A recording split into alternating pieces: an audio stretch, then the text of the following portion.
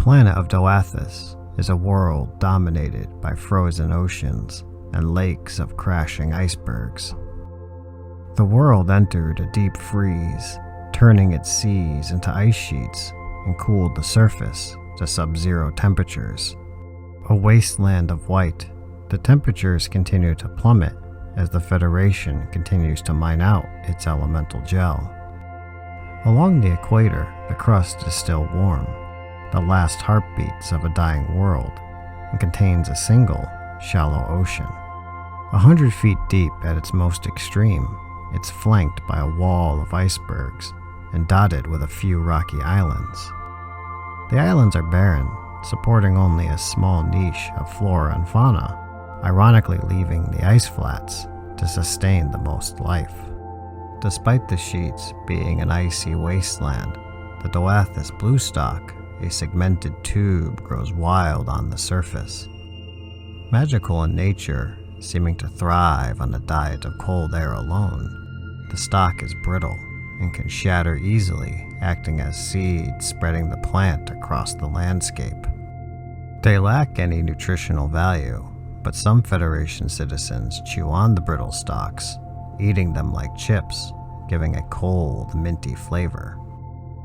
The Dothasis squid, a tentacled, fleshy ball, rolls across the surface, its suckers absorbing icy shards for food, leaving the sheets to become pitted and grooved. Believed to be a wizard's familiar, they dominate the landscape, traveling in packs, and their numbers multiplying every year.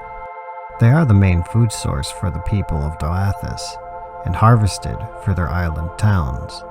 Spongy and chewy, they have a clean taste and can be cooked in a variety of ways.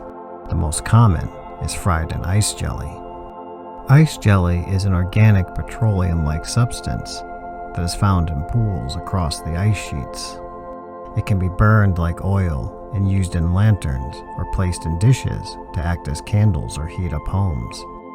While it can be eaten, it tastes like sulfur and is unpleasant to smell. Along the northern wastes are a series of white, icy hills. Built by Yeti giants, they pile the ice into mounds hundreds or thousands of feet high and act as a barrier, keeping the Federation out. Those who choose to ignore this border are often attacked and swiftly eaten, their bones left as warnings to the others. The Yetis tunnel into the ice sheets, creating a labyrinth of ice caves. They live in sparse conditions, collecting junk left behind by the Federation, and sustain themselves on jelly and squid, though it's believed other creatures may thrive beyond the hills to feed such large beasts. Hundreds of mining platforms dot the frozen surface.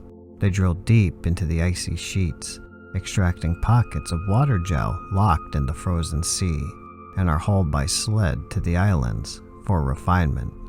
There is a second source of water gel, but much more difficult to obtain.